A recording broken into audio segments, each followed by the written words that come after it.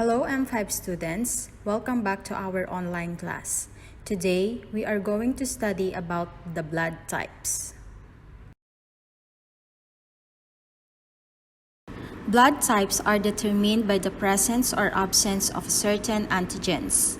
These are substances that can trigger an immune response if they are foreign to the body.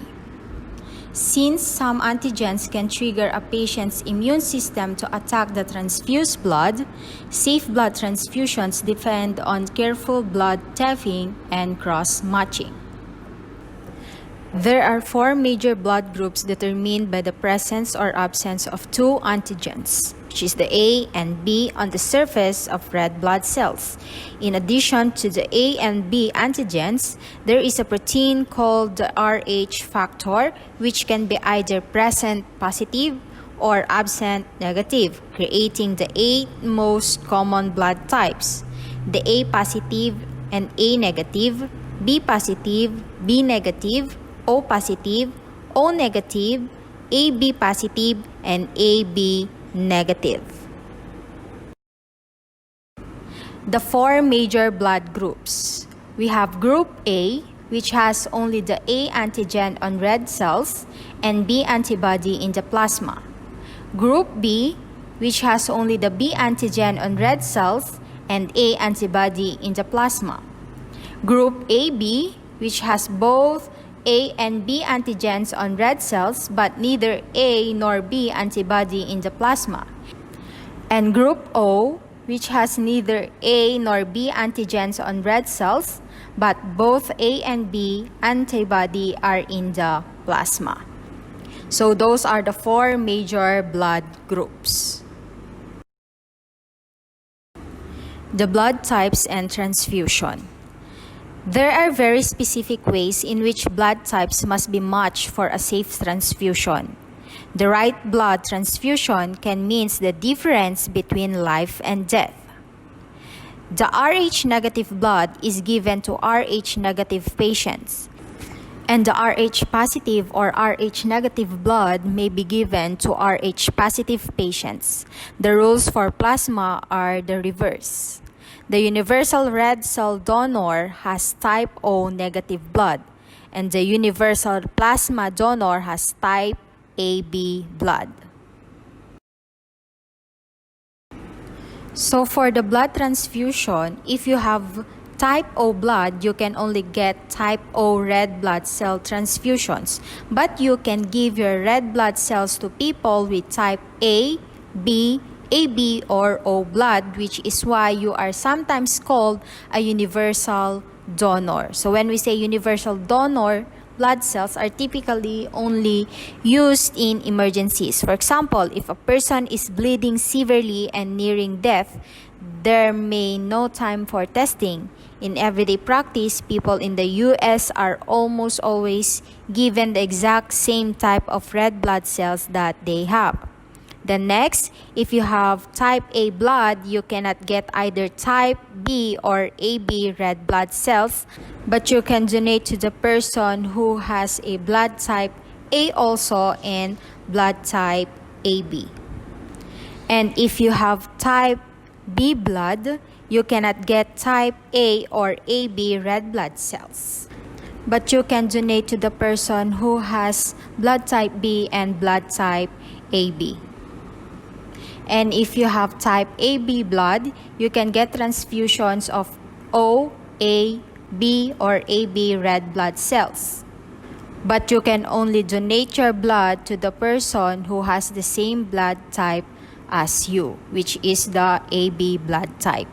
So that's how the blood transfusions happen. So let's watch a video about blood transfusion for your further understanding.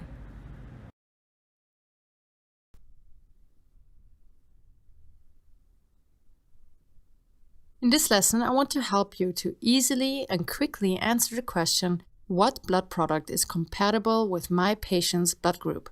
This will help you determine what products you can transfuse your patient. So how does red blood cell compatibility work?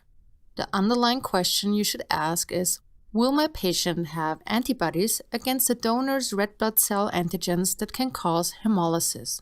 Let's go through it step by step. Who can you transfuse with blood group A? Remember, you want to avoid interactions between the A antigen on the donor RBC and anti-A in the patient's plasma. So the answer is you can transfuse A blood to all patients with no anti-A in their plasma.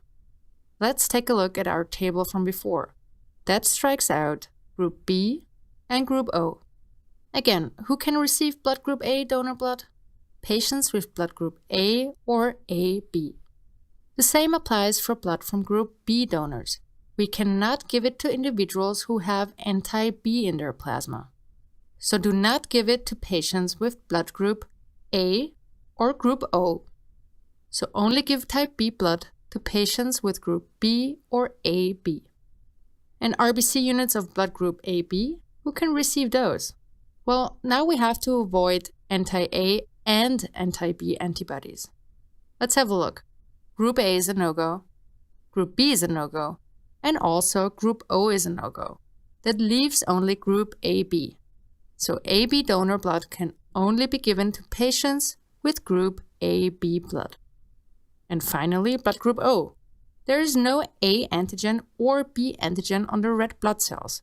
So even if there are antibodies in the recipient's plasma, they won't have anything to bind to on these RBCs. So you can give group O blood to patients of all ABO blood groups: O, A, B, and AB. For this reason, group O is the universal donor blood group for red blood cells, and is used in life-threatening emergencies when there is no time to wait for blood typing. Rhesus D compatibility is also important when transfusing red blood cells. In general, transfused RBCs should be identical to the Rhesus D status of the patient. So a Rhesus D positive patient should receive Rhesus D positive blood, and a Rhesus D negative patient should receive Rhesus D negative blood. However, due to a general shortage of D negative blood products, it is sometimes necessary to give D positive products to D negative patients. This is okay in selected and strictly indicated cases, since there is no immediate risk of an adverse transfusion reaction.